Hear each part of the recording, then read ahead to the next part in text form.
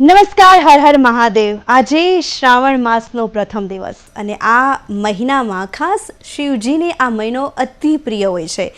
નાગેન્દ્ર હારાય ત્રિલોચનાય ભસ્માંગરાગાય મહેશ્વરાય નિત્યાય શુદ્ધાય દિગંબરાય તસ્મૈ નકારાય નમઃ શિવાય. અને આજે આ મહિનાનો પ્રથમ દિવસ છે. આજે આપણે મહાદેવ સાથે જોડાયેલી કથા પ્રસંગો આપણે સાંભળવા છે. મહાદેવને ખાસ કરીને પ્રસન્ન કરવા હોય તો કઈ રીતે વિશેષ પૂજા કરી શકાય. અને મહાદેવ તો ભોળિયાનાથ છે, એમને તમે માત્ર બીલીપત્ર ચડાવો તો પણ માત્ર બીલીપત્રથી એ રાજી થઈ જાય છે અને ભગવાન માની જાય છે. એટલે તો આપણે ભોળાનાથ કહીએ છીએ. આ તમામ વાતો કરવી છે અને તમામ કથા પ્રસંગો શિવજીને લઈને આપણે વાત કરવી છે. આપણી સાથે નિર્માણ ન્યૂઝમાં સ્ટુડિયોમાં ખાસ ઉપસ્થિત શાસ્ત્રીજી ભદ્રેશભાઈ દવે કે જેઓ જ્યોતિષાચાર્ય છે, જે આપણી સાથે છે. સ્વાગત છે ભદ્રેશભાઈ આપનું નિર્માણ ન્યૂઝમાં.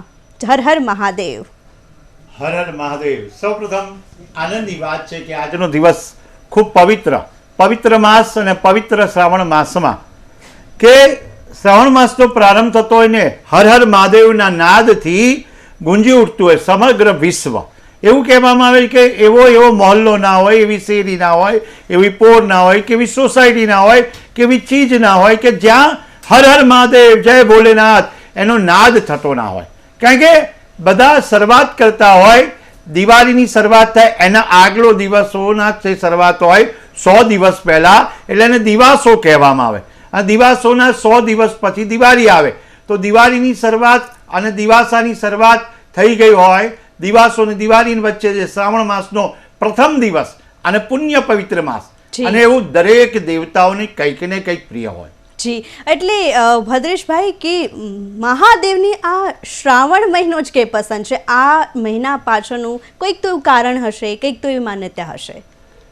સૌપ્રથમ જ્યારે વાત કરવામાં કે શિવ પ્રિય શ્રાવણ માસ, શ્રાવણ માસનું એટલું બધું મહત્વ અને શિવજીને એટલા માટે પ્રિય છે કે જ્યારે શિવ સમાન દાતા નહીં વિપત વિધારણ હાર લજ્જા મોરી રખ્યો નંદી કેસવાર, એવું શાસ્ત્રમાં કીધેલું છે કે શિવજી છે ને એ આપણા જીવનમાં કલ્યાણકારી સાબિત થાય. અને એમને પ્રિય કેમ છે શ્રાવણ માસ, એનું પણ મહત્વ આપણે સમજીએ કે શિવજીને શ્રાવણ મહિનો કેમ ગમે. કે શિવને છે ને ધારા એટલે કે જલધારા અભિષેક ખૂબ પ્રિય છે.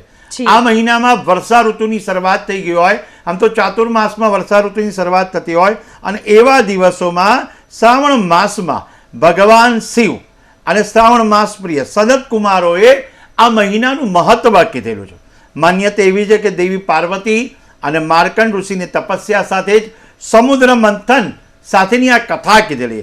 સમુદ્ર મંથન એટલે ભાગવતજીમાં સમુદ્ર મંથન આવે અને એમાં દેવ અને દાનવો વચ્ચે જ્યારે સમુદ્ર મંથન થતું હોય અને એમાંથી અરાહાર ઝેર નીકળતું હોય અને ભગવાન શિવ ધારણ કરે.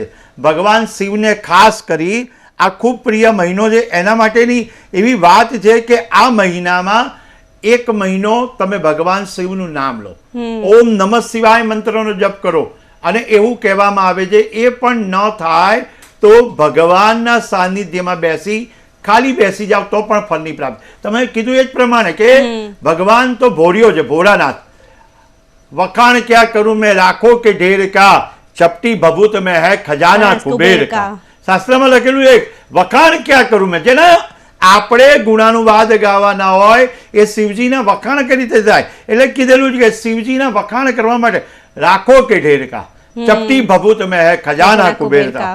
આ દિવસમાં દિવસ ઉત્તમ દિવસ કહેવામાં નહીં પણ સર્વોત્તમ દિવસ કહેવામાં. આ પર્વ છે ને એ પર્વ એ સર્વનો પર્વ છે. હું કાયમ કહું કે આ શ્રાવણ માસ એક દિવસ આપણે આગળ વધતા જઈએ તો દિવસોની જે ઝાંખી થાય, આપણને એમ થાય કે શિવજી ઉપર અભિષેક કરવામાં આવે, શિવજી ઉપર આપણે બીલીપત્ર ચડવામાં આવે તો બીલીપત્રનું પણ મહત્વ ખૂબ રહેલું. બધું જ શાસ્ત્રમાં ખૂબ મહત્વ છે. અને દરેક દેવને 1 દિવસ આપવામાં આવે, 9 દિવસ આપવામાં આવે, 8 દિવસ આપવામાં આવે, કોઈ દેવને 5 દિવસ આપવામાં આવે. પણ શિવને શિવ એટલે કે મહાદેવ કહેવામાં, દેવોનો દેવ મહાદેવ છે. એમને આખો મહિનો એટલે કે શ્રાવણ મહિનો બ્રહ્માજીના પુત્ર એટલે કે સનત કુમારે જણાવ્યું કે શ્રાવણ મને ખૂબ પ્રિય. શિવ કહે છે કે શ્રાવણમાં દરેક પર્વ અને એમાં એક વાત એક વ્રત કરવાની જે સંપૂર્ણ વિધિ વિધાન ભક્તિ ભાવપૂર્વક કરવો પડે. એવું શાસ્ત્રમાં લખેલું છે કે ભક્તિ કર પાતાલ में કે આકાશ में समाये કસ્તુરી કી સુગંધ ચારો ઓર સમાય. તમે ભક્તિ કરતા હોય તો તમારી શક્તિ વધી જાય. એક વસ્તુ વિચારો, જ્યાં પણ આજે શ્રાવણ મહિનામાં સવારથી 4 વાગ્યાથી સવારના 4 વાગે બ્રહ્મ મુહૂર્તમાં બધા લોકો અભિષેક કરવા, ભક્તો, લોકો શબ્દને બાજુમાં મૂકી દે, ભક્તો, અને સાહેબ રાહ જોતા હોય છે કે મારો ભોળિયાદેવનો જે મહાદેવજીના દિવસો શ્રાવણ માસ ક્યારે આવે. કેટલા વ્રત લેતા હોય કે બિલીપત્ર ચડાવતા હોય, કેટલાક અભિષેક કરતા હોય, કેટલાક મૌન રહેતા હોય, અને ખાસ કરી અને શ્રાવણ મહિનામાં સોમવારનો દિવસનું પણ મહત્વ ખૂબ રહેલું છે. તો આ શ્રાવણ માસમાં મહિનામાં એક દિવસ ભક્તિથી વ્રતથી લેવાનો છે. શ્રાવણ મહિનામાં મહત્વપૂર્ણ એવું લખેલું છે શાસ્ત્રમાં કે બ્રહ્માજીના 4 મુખ, ઇન્દ્રની 1000 આંખ અને શેષનાગની 2000 જીભ બની અને લખેલું છે કે જ્યારે ભગવાન શિવ એમ કહે છે, અહીંયા શ્લોક લખેલો, શ્રવણમ પ્રૌઢમસ્ય તતો અપી શ્રાવણ સ્મૃત યસ્ય શ્રવણ માત્ર સિદ્ધિદ શ્રાવણોપ્યતઃ. એટલે કે ભગવાન શિવ કહે કે બધા મહિનામાં શ્રાવણ ખૂબ જ પ્રિય, અને મહિમા સાંભળવો હોય તો શ્રાવણના મહિનામાં જ્યારે પૂનમનો દિવસ આવે, દરેક મહિનામાં નક્ષત્ર આવે અને એ નક્ષત્ર ઉપરથી માસ બનતા હોય, એટલે કે પૂનમનો દિવસ, કાર્તિક મહિનો આવે તો કાર્તિક મહિનામાં કૃતિકા નક્ષત્ર આવે, માક્ષીસ મહિનો આવે તો માક્ષર મહિનામાં મૃક્ષિક નક્ષત્ર આવે, જ્યારે શ્રાવણ મહિનો આવે અને પૂર્ણિમાનો દિવસ હોય ત્યારે નક્ષત્ર આપણે જોવા માટે જઈએ છીએ, તો શ્રવણ નક્ષત્ર કહેવામાં આવે છે. આ મહિનાનો મહિમા સાંભળ્યો તો આપણે એમ કહેવામાં સિદ્ધિ મળે છે. એટલે કે આ શ્રાવણ માસમાં તમે શ્રવણથી પણ બધું કાર્ય કરી શકો છો. શ્રવણ ભક્તિ છે ને, ભક્તિ એવું કહેવામાં શાસ્ત્રમાં કીધું, નવધા ભક્તિ છે ને, એમાં નવધા ભક્તિમાં પહેલી ભક્તિનો પ્રકાર શ્રવણ ભક્તિ છે. એટલે સાંભળવાથી પણ ફળની પ્રાપ્તિ થાય. અત્યારે જે પણ આપણે સાંભળી રહ્યા છે, ખાસ કરીને એક ઉલ્લેખ કરવામાં આવે છે કે દેવી પાર્વતી, માર્કંડ ઋષિ અને સમુદ્ર મંથન સાથે જોડાયેલી કથા. નાની વાત કહેવાની વાત નથી, પણ તમે આ કથા સાંભળો ને, એવું કહેવામાં આવે છે હરિ અનંતા હરિકથા અનંતા. હરિ અનંત છે એની કથાઓ. તમે દરેક મહિને વિચાર કરો કે દરેક દેવતાઓનું હોય, અને શ્રાવણ મહિનાની આપણે રાહ જોતા હોય, શ્રાવણનો મહિમા સમજતા હોય. દેવી પાર્વતીએ યુવાવસ્થામાં શ્રાવણ મહિનામાં કશું ખાધા પીધા વિના કઠોર વ્રત. સાહેબ તમે વિચાર કરો, તપસ્યા, અને તપસ્યાનો એક અર્થ એમ થાય તપ. તપને ઉલટો કરો, શબ્દ કરી જાવ તો પત. તપ કરતા હોય તો તમારું પતન થતું નથી. તમે ભગવાનને યાદ કરો એટલે સાહેબ તમારી પર દયા કરે. યાદ શબ્દનો ઉલટો કરી જાવ તો દયા થઈ જાય છે. એટલે જ આપણે કીધું શિવજીને પ્રસન્ન કરવા માટે ત્યાર પછી તપસ્યા કર્યા પછી શિવજીને પ્રસન્ન થઈ તેમની સાથે લગ્ન કર્યા. એનું કારણ એ કે ભગવાન શિવ શ્રાવણ મહિનામાં પૃથ્વી પર પોતાના સાસરે ગયા હતા, અને તેમનું સ્વાગત અર્ઘ્ય અને જલાદી અભિષેકથી કરવામાં આવ્યું. એવી પણ માન્ય દર વર્ષે શ્રાવણ માસમાં ભગવાન શિવ પોતાના સાસરે આવે છે. માન્યતા એવી પણ છે કે સમુદ્ર મંથનની વાત કરી, હલાહલ વિષ બહાર આવ્યું ને ભગવાન શંકરે ગળામાં રોકી લીધું અને સૃષ્ટિની રચના કરી હતી ત્યારે, પરંતુ વિષ વિધા પછી ભગવાનનો કંઠ વાદળી થયો, એટલે કે તેનું નામ નીલકંઠ પાડવામાં આવ્યું, ઝેર ઘટાડવા માટે. તમે આ જલ છે ને, જલ એ અભિષેક. અત્યારે હું પણ આવતો હતો ને ત્યારે રસ્તામાં વરસાદ ઋતુની શરૂઆત હતી, એટલે જલ અભિષેક થતો હતો. તો સમજો કે શ્રાવણ મહિનામાં પોતે જલ પણ એમ ઈચ્છે છે કે હું સ્વયં ભગવાન ઉપર જલાદિવાસ કરું અને મારું જલ પવિત્ર થાય. એટલે શાસ્ત્રીજી, આ સમુદ્ર મંથનનો પ્રસંગ કેટલો સરસ છે કે જ્યારે દેવ અને દાનવો કહેતા અમારે અમૃત જોઈએ છે, અને વિષ પીવા માટે કોઈ ઈચ્છતું નહોતું, અને ભગવાને કીધું કે લાવો વિષ હું લઈ લઉં છું. એટલે ભગવાન ત્યાગ પણ બતાવે છે, ક્યાંક દયાળુ છે, અને જો એ ધારે ને તો એ દુનિયાનો વિનાશ પણ કરી નાખે એવા વિનાશક પણ છે. એવા છે ભોળાનાથ ભગવાન. એટલું બધું એવું કહેવામાં આવે છે કે શાસ્ત્રમાં કે ભગવાન પ્રથમ તો એ વિષ ધારણ કર્યું, જે કોઈને નથી પસંદ એ ભગવાન ધારણ કરે છે. ફૂલ પુષ્પ પણ જો ધતુરો હોય, આંકડો હોય, અને શિવજીને ખૂબ પ્રિય બિલીપત્ર, એ પણ ભગવાન શિવજીને પ્રિય. ઘણાને ગુલાબ ગમતું હોય, પણ ભગવાનને તો એટલું બધું જ કહેવામાં આવે છે કે વિષ પીધા પછી પણ નીલકંઠ કહેવાય, નીલકંઠ મહાદેવ કહેવાય. અને ભગવાનને તો સ્મશાનની રાખ પસંદ છે, ભસ્મ પસંદ છે. બહુ સુંદર વાત આપણે કરીને. આપ પણ સ્મશાને સ્વ ક્રીડા, એટલે કે ભગવાન છે ને જ્યાં સ્મશાનમાં બિરાજમાન થયા છે, રાખ. અને એવું આપણે પહેલા પણ કીધું, ચપટી ભભૂત મેં ખજાના કુબેરિકા, એટલે 3 ભસ્મ કરીને ત્રિપુર્ણ કરીને બહાર નીકળતો હોય, ત્રંબક મહાદેવનો જપ કરતો હોય, આ અનુષ્ઠાન કરતો. આજે જપ કરવા માટે નીલકંઠ મહાદેવ ઝેરની અસર એટલે કે કોઈ પણ પ્રકારની અસર ઘટાડવા માટે એમની પર જલનો અભિષેક કરવામાં આવે. કેટલીક જગ્યાએ એવી પણ માન્યતા, થોડાક વિદ્વાનો કહે છે કે માર્કંડ ઋષિએ તપસ્યામાં પણ શ્રાવણ મહિના સાથે જોડાયેલું. એક વાત કરવામાં કે માર્કંડ મુનિ જે ઉંમર નાની હતી. સાહેબ તમે વિચાર કરો કે તમે ભક્તિ કરવી હોય તો ઉંમરનો કોઈ બાદ હોતો નથી. ઉંમરનો કેમ બાધો નથી કે ધ્રુવ પણ ભક્તિ કરતા હતા, પ્રહલાદજી પણ ભક્તિ કરતા હતા, નાનું બાળક ભક્તિ કરતું હોય અને બાળકની જેમ ભક્તિ કરે. માર્કંડ ઋષિની ઉંમર ઓછી, પરંતુ પિતા મરકંડુ ઋષિએ તેમને અકાળ મૃત્યુ દૂર કરી લાંબી ઉંમર મેળવવા માટે શિવજીનો વિશે મહિમા સમજાયો અને એમની પૂજા કરવાનું કહ્યું. માર્કંડ મુનિએ શ્રાવણ મહિનામાં કઠોર તપ કર્યું. કઠોર એક વાત વિચારવા જેવી છે કે શ્રાવણ મહિનામાં તમે જોજો કોઈ પણ વ્યક્તિ હશે ને, બધા પોતપોતાના છે ને તામસી ખોરાક છોડી દેશે, તમારો તામસી પ્રકૃતિ છોડી દેશે. સાથે સાથે એમ કહેવામાં આવે છે કે ભોજનની માત્રા ઘટાડી દેશે. બિલકુલ એવું શાસ્ત્રમાં લખેલું કે ભોજન ઘટે ને તો જ ભજન વધે. એટલે ક્યાંક આરોગ્ય સાથે, કારણ કે આ મહિનામાં પાચન સંબંધિત સમસ્યા વધતી હોય છે, એટલે આપણું જે શાસ્ત્ર છે, આપણું જે આરોગ્ય શાસ્ત્ર એ પણ કેટલું મહાન છે કે આપણે કહ્યું છે કે આ મહિનામાં ખાસ વ્રત ઉપવાસ થકી પણ આપણે આરોગ્યની કાળજી રાખી શકીએ છીએ. બહુ સરસ વાત કીધી છે તમે. એવું કહેવામાં આવે કે ભગવાન છે ને, ભગવાન એમનો પડછાયો એટલે કે વિજ્ઞાન છે અને વિજ્ઞાનમાં એ જ લખેલું. આપણે વિચારીએ કે વર્ષો પહેલા ઋષિ મુનિઓએ ધણી ગર્ભ સંભુતમ વિદ્યુત કાંતિ સમપ્રભમ કુમારમ શક્તિ હસ્તંચ મંગલમ પ્રણમામ્યમ એ આપણને બતાવ્યું. અને આપણે અત્યારે વૈજ્ઞાનિકો શું કે લાલ જે જમીન છે ત્યાં મંગળ છે અને મંગળ છે ત્યાં લાલ જમીન છે. પણ આપણા ઋષિ મુનિઓ તો ધણી ગર્ભ સંભુતમ કેટલું બધું સુંદર કીધેલું. એ જ રીતે કઠોર તપ અને શિવજીને પ્રસન્ન કરે, જેથી મૃત્યુ એટલે કાળના પણ દેવ છે. યમરાજ પણ એમના મસ્તક નતમસ્તક થઈ અને શિવજીને એટલે કાળનો પણ કાળ કહેવાય. એટલે શું કહેવાય? મહાકાળ. અમૃત્યુ वो मरे जो काम करे चांडाल का, काल भी उसका क्या करे जो भक्त हो महाकाल का. મહાકાલને કીધેલું છે અને સાહેબ એવું કીધેલું છે કે તમે ફક્ત ઉપવાસ કરો છો, સાથે સાથે તમારા કાનને પણ જેને કેન્દ્રિત કરવા પડે, આંખોને પણ કેન્દ્રિત કરવી પડે, તમારી જીભને પણ કેન્દ્રિત કરવી પડે, તમારા હાથ પગને પણ કેન્દ્રિત કરવા પડે. એ પણ ઉપવાસ કરવો પડે. આપણે ઉપવાસ કરતા હોય, આખો દિવસ ઉપવાસ કરતા હોય, જપ કરતા હોય, તપ કરતા હોય, પણ આપણી જીભેથી એવી વાણી ના નીકળવી જોઈએ તો જેથી કરીને કોઈ બીજાને તકલીફ પડે. બિલકુલ કાનથી એવું શ્રવણ ના થઈ શકે કે જેથી કરીને આપણને તો તકલીફ પડે પણ બીજાને પણ તકલીફ પડે. જ્યારે મોઢેથી વાક્ય બોલવામાં આવે, કંઈ પણ વાક્ય, શિવ શિવ શિવ શિવ જગતનો આધાર એવું કહેવામાં આવે છે. શિવ સમાન દાતાની વિપત વિદારણ હાર, લજ્જા મોરી રખ્યો નંદી કે અસવાર. એટલે કે કહેવાનો તાત્પર્ય એ છે કે તમારે ફક્ત ઉપવાસ કે જપ તપ તો કરવાના છે, સાથે સાથે કોઈની નિંદા પણ નથી કરવાની.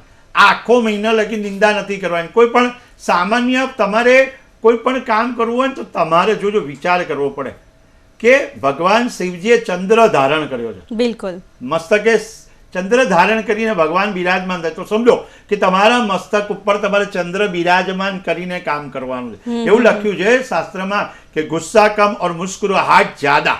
એવું લખ્યું ગુસ્સા કમ ઓર મુસ્કુરાહટ જ્યાદા. તમારું મગજ શાંત હોય તો તમે હંમેશા નિર્ણય શક્તિ લઈ શકો અને નિર્ણય લઈ શક્તિ લઈ શકો. એટલે એવું છે કે તમારે ચંદ્ર ધારણ કરવામાં આવે. ચંદ્ર ધારણ કરો એટલે શીતળતાની પ્રાપ્તિ થાય. અને ભગવાન ક્યાં પાછા? ગળામાં સર્પ છે, સાપ. એટલે શાસ્ત્રીજી આ મહિનામાં ખાસ કરીને મહાદેવને વિશેષ પૂજા કરવામાં આવતી હોય છે. રુદ્રાભિષેક, બિલ્વપત્ર અર્પણ કરવામાં આવતા હોય છે. કઈ પ્રકારની વિશેષ પૂજા કરવાથી ભગવાન પ્રસન્ન થાય છે, અથવા તો પૂજા સાથે જોડાયેલી પરંપરાઓ અને કથા વિશે આપ કહી શકો છો? સરસ મજાનો પ્રશ્ન આપનો છે.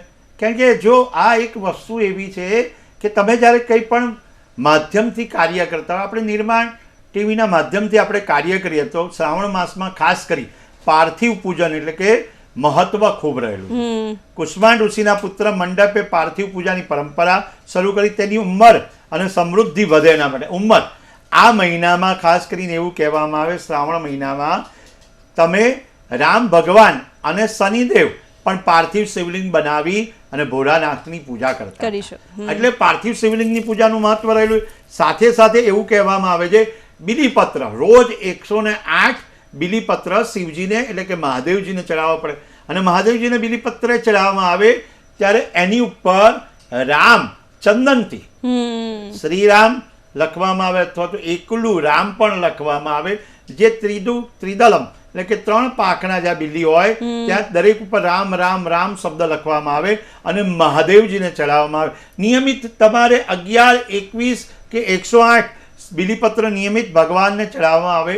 તો તમને ફળની પ્રાપ્તિ થાય. બિલકુલ. ફળ તો મળે છે બેન, પણ કીધેલું છે કે સફળતાની પ્રાપ્તિ થાય છે. સાહેબ, ફળ મળવું અને સફળતા મળવી અલગ અલગ વાત છે. ભગવાન શિવનો મહિમા અને એટલો બધો રહેલો છે કે પાર્થિવ શિવલિંગની પૂજા કરતા વિશેષ પુણ્ય ફળની પ્રાપ્તિ થાય. શિવ પુરાણમાં પાર્થિવ શિવલિંગની પૂજાનું મહત્વ લખેલું છે અને ભગવાન શ્રી રામે પણ લંકા પર વિજય પ્રાપ્ત કરવા માટે રાવણ સાથે યુદ્ધ કરતા પહેલા પાર્થિવ શિવલિંગની પૂજા કરી. શિવલિંગની પૂજા શનિદેવ પણ સૂર્ય કરતા વધારે શક્તિશાળી થવા માટે પાર્થિવ શિવલિંગની પૂજા કરવામાં.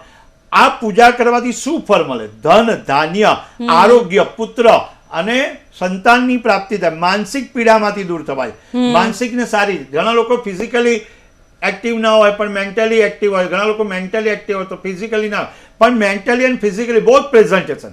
કારણ કે આ મહિમા છે ને કેવો છે શ્રાવણ માસ, અને એમાં શિવજીના બિલીપત્ર ચડાવવામાં આવે, રુદ્રાભિષેક કરવામાં આવે, લઘુરુદ્ર કરવામાં આવે, જલ દ્વારા, મંત્ર દ્વારા, અને શક્તિ કેન્દ્રિત કરવામાં આવે. ખાસ કરીને કઈ ના ફાવે તો 5 દ્રવ્ય છે: દૂધ, દહીં, ઘી, મધ અને સાકરનું પાણી, પંચામૃત. પંચામૃત. એને અલગ અલગ જુઓ તમે તો અલગ અલગ કરીને ભેગા કરવામાં આવે તો એને પંચામૃત કહેવામાં આવે, પણ જુદી જુદી શક્તિ દ્વારા. તો દૂધ, દહીં, ઘી, મધ અને સાકર દ્વારા તમે શિવજીની પ્રશંસા કરી શકો છો, શિવના સાનિધ્યમાં જઈ શકો છો. સાથે સુગંધી દ્રવ્ય પણ ખૂબ પ્રિય છે પરમાત્મા. એ સુગંધી દ્રવ્ય અર્પણ કરવામાં આવે. રોગમાંથી મુક્ત થવા માટે, રોગમાંથી કોઈ પણ પ્રકારનો રોગ હોય એમાંથી મુક્ત થવા માટે મહામૃત્યુંજયના 1.25 લાખ જપ કરવામાં આવે. આખા વર્ષમાં ક્યાંય જપ ન કર્યા હોય અને આપણે કદાચ આપણને એવું લાગે કે આ મહિનામાં આપણે જપ કરવા છે. આ જપનું પણ મહત્વ ખૂબ રહેલું છે. આ જે મહિમા કીધેલો છે એ મહિમા ખૂબ છે. આ શુભ દિવસો છે ને વારે ઘડીએ જીવનમાં આવતા નથી, અને ત્યાં દિવસો 30 દિવસના દિવસ હોય અને એમાં પર્વ ભગવાનની સાથે. આમાં શરૂઆત કરીએ તો આપણે શ્રાવણ માસની શરૂઆત થાય ત્યારે શુક્લ પક્ષના વ્રત આવતા હોય, પછી કૃષ્ણ પક્ષના પણ વ્રત આવતા હોય, અને હરિયાળી ત્રીજ આવતી હોય. હરિયાળી ત્રીજનું મહત્વ ખૂબ છે. શનિવારના દિવસે એટલે કે 15મી ઓગસ્ટના દિવસે શનિવારના દિવસે હરિયાળી ત્રીજ આવે છે. શિવ પાર્વતીની પૂજા કરીને પતિના લાંબા આરોગ્ય અને આયુષ્ય માટે અને સુખી વૈવાહિક જીવનની કામનાઓ માટે આ પૂજા કરવામાં આવે. ખાસ કરીને આ દિવસે બહેનો એટલે કે માતાઓ પાર્વતીને મહેંદી અર્પણ કરે, પાર્વતી માતાને લાલ બંગડી અર્પણ કરવામાં આવે, અને સાથે સાથે સિંદૂર અને સૌભાગ્યવતી અન્ય વસ્તુ આપવામાં આવે. અને ખાસ હરિયાળી ત્રીજના દિવસે બીલીપત્ર તો ચડાવવામાં આવે જ છે. સમજો, બીલીપત્ર, હરિયાળી ત્રીજ એટલે લીલી વસ્તુ, ગ્રીન, અને ગ્રીન વસ્તુ છે ને તમને ગમે. જો દરેક વસ્તુમાં જો રેડ સિગ્નલ, ગ્રીન સિગ્નલ હોય તો તમે ગ્રીન સિગ્નલમાં આગળ વધી જતા હો છો. તો એ રીતે જીવનમાં તમારા હરિયાળી. અને આગળ 16મી ઓગસ્ટનો દિવસ આવશે અને ત્યારે રવિવારના ગણેશજીની કૃપા મેળવવા માટે દુર્વા એટલે કે ગણપતિ દાદાને ચોથના દિવસે દુર્વા ચડાવવામાં આવે. ખાસ તહેવાર. અને દુર્વામાં એવું અર્પણ કરવામાં આવે છે કે દુર્વા અને હાર, ફૂલ, મોસંબી, ફળ બધું સંપૂર્ણ અર્પણ કરી ભગવાન વિઘ્નેશ્વરને પ્રાર્થના કરવામાં આવે. પછી આવે નાગપંચમી, સિંહ સંક્રાંતિ કહેવામાં આવે, એટલે કે નાગ પાંચમના દિવસે પણ ભગવાનની પૂજા કરવામાં આવે. દેવતાઓને શિવનું પૂજન બહુ આરાધ્ય રહેલું છે. સાથે પુત્રદા એકાદશી અને ભૌમ પ્રદોષ એટલે કે 25મી ઓગસ્ટ મંગળવારના દિવસે ભૌમ પ્રદોષ એટલે કે એ દિવસે પણ હનુમાનજીની આરાધના કરવામાં આવે, શિવજીની આરાધના કરવામાં આવે. અને ખાસ કરી અને રક્ષાબંધન એટલે કે શ્રાવણ મહિનામાં પૂનમનો દિવસ આવે તો શુક્રવારે એવું કહેવામાં આવે નારિયેળી પૂનમ, અને 28મી તારીખે ભાઈ બહેન ઈષ્ટદેવની પૂજા કરે. વાત સમજવા જોઈએ, જેને શ્રાવણ મહિનામાં લક્ષ્મીની ઉપાસના કરવી હોય તો આજના દિવસથી 40 દિવસ સુધી જેના ઘરમાં લક્ષ્મી માતાની કૃપા મેળવવાની હોય, ઘરમાં ધન સંપત્તિનો વધારો ન થતો હોય તો આજથી 40 દિવસ સુધી નિયમિત લક્ષ્મી માતાના જપ કરે. નમસ્તે સુ મહામાયે શ્રીપીઠે સુરપૂજિતે શંખ ચક્ર ગદા હસ્તે મહાલક્ષ્મી નમોસ્તુતે. મહાલક્ષ્મી જ વિદ્મહે વિષ્ણુપતિ ચ ધીમહિ તન્નો લક્ષ્મી પ્રચોદયાત. એટલે તાત્પર્ય રહેલું છે કે ખાલી શિવજી છે ને હેલ્થે આપે છે, વેલ્થે આપે છે, સંપૂર્ણ દરેક જગ્યાએ તમને કાર્ય કરે છે. આગળના કોઈ પણ આપણે જ્યારે આપણે આગળ દર્શાવવામાં આવશે શિવ મહિમામાં કે શિવ મહિમામાં સમજાવવામાં આવશે. એક એક દ્રવ્ય વિશે વાત કરીશું. એક એક દ્રવ્ય કે શિવજીને ધતુરો કેમ ચડાવવામાં આવે, શિવજીને સુગંધી તેલ કેમ ચડાવવામાં આવે, શિવજીને શેરડીનો રસ કેમ ચડાવવામાં આવે, દરેક દ્રવ્યનું તાત્પર્ય રહેલું છે. કારણ કે શિવ મહિમા એટલો બધો છે ને અખંડ. આપણે આપણું જીવન છે ને એ શિવ સમાન બનાવવું પડે. કારણ કે શિવજીની આરાધના કરતા કરતા ક્યાંય પણ વ્યક્તિ મળે હર હર મહાદેવ, ઓમ નમઃ શિવાય, શિવજીએ કેટલું બધું ગ્રહણ કરી લીધું છે. અને શિવજીએ ગ્રહણ કર્યા પછી આપણને શીખવાડ્યું પણ દેવો. જોજો એક ગળામાં સર્પ હોય અને સાથે સાથે ઝેર કદા પણ આપણને આપતા નથી, એ વિષ દૂર કરી અને હંમેશા સમૃદ્ધિ આપે. શિવજી એવા ભગવાન છે કે એની પાસે કોઈ રાક્ષસ દાનવ જાય તો પણ ભગવાન એમને વરદાન આપતા હતા, એમને તથાસ્તુ કહેતા હતા. એટલે આટલા ભોળા ભગવાન તો ક્યાંય નથી કે એમને પ્રસન્ન થાય તો એ રાવણને પણ લંકા આપી દીધી હતી, એવા આપણા ભોળાનાથ છે. અને આપે પૂજા વિશે વાત કરી ત્યારે મારે એક વધારે પોઈન્ટ મૂકવો છે માનસિક પૂજા પર, કે આપણે ત્યાં માનસિક પૂજા પણ કરાતી હોય છે. ઘણા ભક્તજનો કરતા હોય છે કે જે મંદિરે નથી જઈ શકતા અથવા તો કોઈ પણ કારણોસર પૂજા નથી કરી શકતા, તો એ મન દ્વારા ભગવાનને પૂજા કરતા હોય છે. અને એમાં તો તમે 56 ભોગ પણ ધરી શકો છો, એટલે એ પણ એક પૂજા છે આપણી. શાસ્ત્રીજી આગળ આપ કન્ટિન્યુ કરી શકો છો. કારણ કે શિવજીની પૂજા અને માનસી પૂજા મહત્વ એટલા માટે રહેલું કે માનસ પૂજા, શિવની પૂજા કરવા માટે તમે જે માનસ પૂજા કીધેલું છે એના મંત્રો છે, એ મંત્રો દ્વારા તમે ભગવાનને છત્ર અર્પણ કરી શકો, ચામર અર્પણ કરી શકો, ધૂપ દીપ નૈવેદ્ય દરેક વસ્તુ અર્પણ કરી શકો. ભગવાન એટલા બધા ભોળા છે કે આપણા જીવનમાં દરેક પ્રકારનું કષ્ટ લેવા તૈયાર છે. ધૂપ દીપ નૈવેદ્ય સાથે સાથે બિલીપત્ર, છત્ર, ચામર, એનાથી આગળ કીધેલું છે કે સિંહાસન, રત્નજડિત સિંહાસન. પણ સાહેબ તમે સિંહાસન મનથી આપો છો, માનસી પૂજાથી આપો, પણ હૃદયમાં હંમેશા શિવજીને બિરાજમાન કરવાનું. ચોક્કસથી. કારણ કે ધારો કે તમે ધૂપ આપી દો, દીપ આપી દો, નૈવેદ્ય આપી દો, પણ આપ્યા પછી પણ આપણા મનમાં કંઈક પ્રકારનું અભિમાન આવતો હોય તો માનસી પૂજા નિયમિત બહુ છે કે તમે દ્વાદશ જ્યોતિર્લિંગનો પણ રોજ સ્મરણ કરી શકો છો. તમે એનાથી આગળ માનસી પૂજા રત્ને તો એ પણ કરી શકો છો. એનાથી આગળ કીધેલું છે કે તમે શિવ મહિમના સ્તોત્રનો પાઠ, પછી એના નમો ભવાય રુદ્રાય એના પણ પાઠ કરી શકો, જે અનુકૂળ પડે. ભગવાન તમને આપ્યું છે બધું, પણ તમારે લેવું શું છે. ઘણીવાર આપણે કઈ જગ્યાએ લેવા માટે જઈએ તો બધું લેવાની કામનામાં બધું છૂટી જતું હોય. રોજ નિયમિત આપણે એમ કહીએ કે ના આજે હું આ કરીશ, પરમદાડે આ કરીશ, કાલે હું આ કરીશ, એવું નહીં. પણ એક મહિનો, એક માસ પર્યંત ઓમ નમઃ શિવાયની માળા કરો, મૃત્યુંજય મહાદેવ ત્રાહિમામ શરણાગતમ જન્મ મૃત્યુ જરા વ્યાધિ પીડિતમ કર્મ બંધન, એનો જપ કરો. એવું લખેલું છે શાસ્ત્રમાં. પંચાક્ષર મંત્રનો જપ કરવાથી પણ તમને ફળની પ્રાપ્તિ. અને તમે ચાલતા બેસતા ઉઠતા પણ તમે ભગવાનના નામનું સ્મરણ કરો, ઈષ્ટદેવને પ્રાર્થના કરો. અને એવું શાસ્ત્ર કહે છે ને વિજ્ઞાન પણ એમ કહે છે 3 થી 3.5 વચ્ચે તમને છે ને ભગવાન અને સૃષ્ટિ તમને એકવાર છે ને જગાડે છે, જાગવા માટે પ્રયત્ન કરે છે, પણ આપણે લોકો જાગી શકતા નથી. બ્રહ્મ મુહૂર્ત બહુ પરફેક્ટ તમારી વાત. બ્રહ્મ મુહૂર્ત 3:30 થી 4 તમે ઉઠાવવા માટે પ્રયત્ન કરે, જાગી જાઓ કે આ કર્મ છે, આ કરો, તો આ કર્મ કરવાથી તમને ફળની પ્રાપ્તિ થશે.